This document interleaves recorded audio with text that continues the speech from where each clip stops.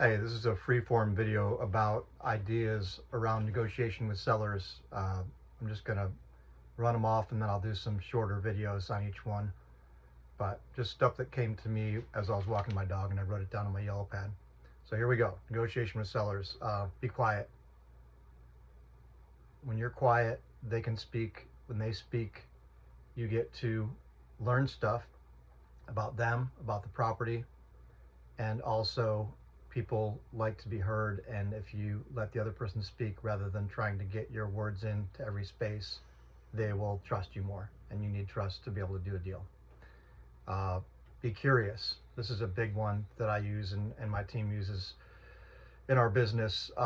Curiosity is way better than confrontation, right? Like, instead of no, your property is not worth that much, I looked up the comps. Oh, can you tell me more about that? Why do you think your property is worth $100 million? And just being curious rather than confrontational is a really big one. Be prepared. Some people like to do stuff off the cuff. I do. I like to just call sellers randomly, but I usually have a pretty good idea of what's going on. I'll look in our CRM and just get a quick idea of the comps and what's going on with the area. You don't want to over prepare because you might never get this person on the phone and then you're wasting your time. But especially if you're just starting out, know your stuff so that you'll feel more confident on the call. The more experience you get, probably the more you can do it off the cuff. Be willing to sit with discomfort. There's this old saying in sales, whoever talks first loses. Like, when you're in a negotiation and you're asking for a price, be willing to be quiet.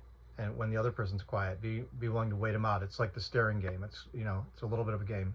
And that's another point. Just be playful. Like, this whole thing is a game. I know it feels real serious to, like, God, I want to get this deal and make thousands of dollars. But if you're persistent, you'll get deals. And the less attached you are to the whole thing, the more it flows, in my experience. So, be playful too.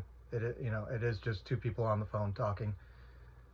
And then I wrote down, they give the price. Pace Morby has this saying, I get the price, I don't give the price. So it's kind of an offshoot of whoever talks first loses. It's just like, hey, what do you think you want to get out of this property? What kind of price would make you happy? And let them talk. And a lot of times they'll say, well, you called me, you give me the price. And so then one of the other tactics I wrote down here that I'll do is just totally change the subject. Hey, by the way, I noticed that if we're talking about land, I noticed that it's pretty wooded there. Is there anything that has it had a septic or a perk test or anything, or has it always just been a wooded lot? Anything you can ask. If they mentioned earlier in the conversation about their grandfather used to own it, hey, what did your grandfather do with that property? Just completely flip off the topic, and then you come back later. So anyway, what do you think you want to get out of this property? Like, what's the number that would make you happy? And you might miss 3 or 4 times on that. Some people are really stubborn and they will not give you the price. And eventually, you may have to go, well, we'd be in the ballpark of whatever. And that ballpark should be low. That's another thing, is like a price anchor or a level set, or a couple of terms for it, but just like, it should be a little bit of a gut punch for the seller. And that sounds mean, but most people have an inflated view of what their property's worth, and they want the tax value or higher than the tax value, or the neighbor sold it for this, or whatever it is. So if you think you can pay $15,000 for a vacant lot, then tell them you can pay 8 or 7 or whatever, so that they go, oh my God, no way. And then it makes it easier to get to the price you actually want. You don't want people hanging up on you, obviously, but and then that leads to another tactic, which is just like, well, they say, well, no way, that's way too low, I'd never do that. And then it's like, okay, well, can you tell me more? Then curiosity comes back in, right? Can you tell me more about why it's worth more, what you know about it, what's been done to it, et cetera, et cetera. And then if the level set brings them back down to earth and away from their high price, then you can be like, well, I might be able to do more on this, based on our conversation. Now that I know more about it, let me talk to my boss or my business partner, or whatever.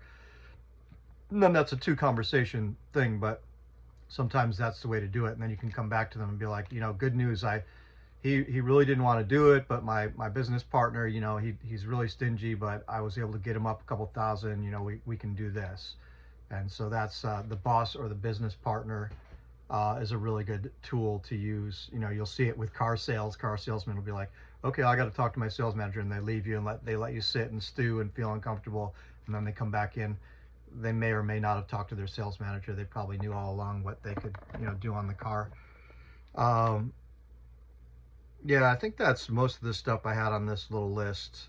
Uh, Confidence, you know, that's one thing I wrote down here too. It's not what you say, it's how you say it. So don't trip over having the perfect script or using the exact right words.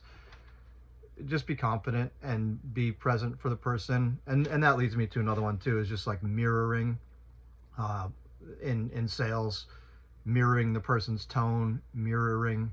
And I'm trying to say the word mirror as in look in a mirror on the wall, but I'm not enunciating it very well. But if you mirror their tone or mirror their cadence with the way they talk, or even words or expressions they're using within their speech that they use frequently, those things will help you to build rapport. So you don't want to be talking really fast, a mile a minute, if somebody's a very slow talker.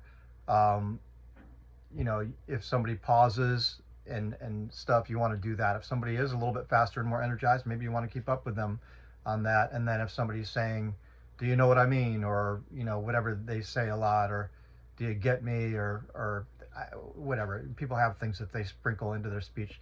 Try and throw that back in later on without being obvious, but it makes them feel like you're part of their people, part of their tribe. Yeah, I think that's all I've got on this one for now. I'll break some of these down in smaller, go into detail on some of these a little bit more in a future video. Hope it helps.